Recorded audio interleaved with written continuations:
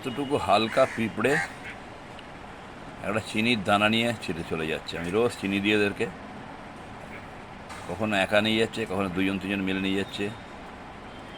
ক্রমাগত ব্যস্ততার সঙ্গে খেটে যাচ্ছে পিঁপড়ে,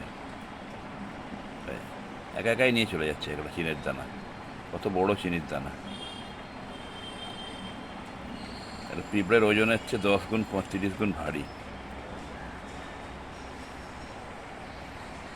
দেখুন আপনারা কীভাবে যাচ্ছে, দেখুন দেখুন নিয়ে চলে যাচ্ছে, একা মুখে ধরে নিয়ে চলে যাচ্ছে, বুঝতে পারছেন?